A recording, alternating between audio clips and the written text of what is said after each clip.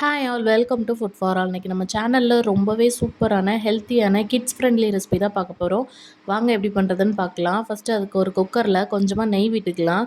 அது கூடவே கடுகு சீரகம் தாளிச்சிக்கலாம். நான் ரொம்ப கம்மியாக தான் சேர்த்துருக்கேன். நீங்கள் பெரியவங்களுக்கு பண்ணுறதா இருந்தால் இன்னும் கொஞ்சம் சீரகம் சேர்த்துக்கலாம். இப்போ இது கூடவே ஒரு கொத்து கருவேப்பிலையை போட்டு தாளிச்சிக்கலாம். இது வந்து கீரை போட்டு பண்ணுற பருப்பு சாதம் ரொம்பவே டேஸ்டியாக இருக்கும் அண்ட் ரொம்பவே ஹெல்த்தியும் கூட. கருவேப்பிலை நல்லா பொரிஞ்சதுமே அதில் வந்துட்டு ஒரு 4, 5 சின்ன வெங்காயம், ஒரு 5, 6 பல் பூண்டு சேர்த்துக்கோங்க. பருப்பு சாதம் பண்ணும்போது பூண்டு அதிகமாக சேர்த்து பண்ணால் குழந்தைங்களுக்கு ரொம்பவே நல்லது. இப்போ அது எல்லாத்தையும் நல்லா ஒரு முறை வதக்கிக்கலாம். வெங்காயம் பூண்டு நல்லா வதங்கினதுமே அதில் ஒரு தக்காளியை பொடிசாக கட் பண்ணி அதையும் சேர்த்துக்கலாம். தக்காளியை லைட்டாக வதக்கிட்டு நான் இன்றைக்கி வந்து பாலக்கீரை எடுத்திருக்கேன். நீங்கள் வேறு எந்த கீரை வேணாலும் எடுத்துக்கலாம். ஆனால் கீரையை கொஞ்சம் நல்லா பொடிசாக கட் பண்ணி எடுத்துக்கணும். அது ஒரு 10 நிமிஷம் தண்ணியில் ஊற வச்சு நல்லா அலசிட்டு அதில் உள்ள மண்ணெல்லாம் போனதுக்கப்புறமா அதை நம்ம வந்து குக்கரில் சேர்த்துக்கலாம். குக்கரில் சேர்த்துட்டு கீரை வந்து ஃபஸ்ட்டே நல்லா நம்ம குக்கர் மூடி போடுறதுக்கு முன்னாடி ஒரு 10 நிமிஷத்துக்கு நல்லா வதங்கணும். அதாவது குக்கரை மூடுறதுக்கு முன்னாடியே கீரை வந்து 75% வதங்கிடணும். அப்போ தான் வந்துட்டு அது நம்ம பருப்பு சாதத்தோடு நல்லா மிக்ஸ் ஆகும். இப்போ நல்ல கீரையை ஒரு முறை எண்ணெயில் வதக்கி விட்டுட்டு அதை அப்படியே நல்லா அதுலேருந்து தண்ணி வெளியே வர வரைக்கும் நல்லா சுருண்டு வேகிற வரைக்கும் வச்சுக்கலாம். கீரையில் உள்ள தண்ணியெல்லாம் வந்து அது நல்லா வேகிற வரைக்கும் வச்சுட்டு, இப்போ நம்ம வந்துட்டு 1 டம்ளர் அரிசிக்கு 1/2 டம்ளர் பருப்பு போட்டு ஒரு 10 நிமிஷம் ஊற வச்சு அதை கழுவி எடுத்துகிட்டு வந்திருக்கோம். அதையும் சேர்த்துக்கலாம்.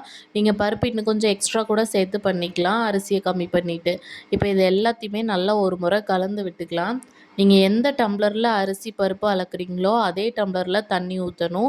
நீங்கள் வந்து நல்ல சாதம் குழஞ்சு நல்லா வரணுன்னா நீங்கள் எக்ஸ்ட்ரா ஒரு டம்ளர் தண்ணி வச்சுக்கோங்க. அப்படி இல்லைன்னா நீங்கள் கரெக்டாக சாதம் வைக்கிறதுக்கு அளவுக்கு தண்ணி வச்சுக்கலாம். நான் இந்த டம்ளரில் இன்றைக்கி 1½ கப் அரிசியும் பருப்பும் எடுத்திருக்கேன். அதுக்கு நான் இன்றைக்கி 5 டம்ளர் தண்ணி வைக்கிறேன். அப்போ தான் சாதம் நல்லா குழஞ்சு ரொம்ப நேரத்துக்கு வந்து கெட்டியாகாமல் அதே மாதிரி இருக்கும். இப்போ 5 டம்ளர் தண்ணி சேர்த்துட்டு தேவையான அளவு உப்பு சேர்த்துட்டு நம்ம மசாலாலாம் சேர்க்க ஆரம்பிச்சிடலாம். மசாலா பெருசாக ஒன்றும் இல்லை. 1/4 ஸ்பூன் மஞ்சத்தூளும் சாம்பார் தூளும் தான். நான் இன்றைக்கி 1½ ஸ்பூன் சாம்பார் தூள் சேர்த்துருக்கேன். நீங்கள் சாம்பார் தூள் 1 ஸ்பூன் சேர்த்துட்டு ஒரு பச்சை மிளகா கூட சேர்த்துக்கலாம். நான் இன்றைக்கி பச்சை மிளகா சேர்க்காதனால 1/2 ஸ்பூன் சாம்பார் தூள் எக்ஸ்ட்ராவாக சேர்த்துருக்கேன். 1½ ஸ்பூன் சாம்பார் தூள் சேர்த்துட்டு தேவையான அளவு உப்பும் சேர்த்துட்டு இதை நல்லா மிக்ஸ் பண்ணி விட்டுறலாம். தண்ணி கொதி வரணும்னு அவசியம் இல்லை. ஆல்ரெடி நமக்கு கீரை வெந்துருச்சு. அரிசி பருப்பும் 10 நிமிஷம் ஊற வச்சுருக்கோம். ஸோ அதனால் அப்படியே குக்கரை மூடி போட்டு ஒரு 4 விசில் டு 5 விசில் விட்டு எடுத்துக்கலாம். 5 விசில் விட்டு எடுத்திங்கன்னா நல்ல சாதம் குழஞ்சிருக்கும். நீங்கள் வந்து ஒரு 7 to 8 மந்த்ஸ் பேபிக்கே இந்த மாதிரி சாதம் கொடுக்கலாம். சூப்பரான கீரை பருப்பு சாதம் ரெடி. ரொம்பவே ஹெல்த்தியான ரெசிபி. எப்படி இருக்குன்னு செஞ்சு பார்த்துட்டு மறக்காமல் கமெண்ட்ஸில் சொல்லுங்கள். நம்ம சேனலை மறக்காமல் சப்ஸ்கிரைப் பண்ணிக்கோங்க. உங்களை இன்னொரு வீடியோவில் பார்க்குறேன். பாய்.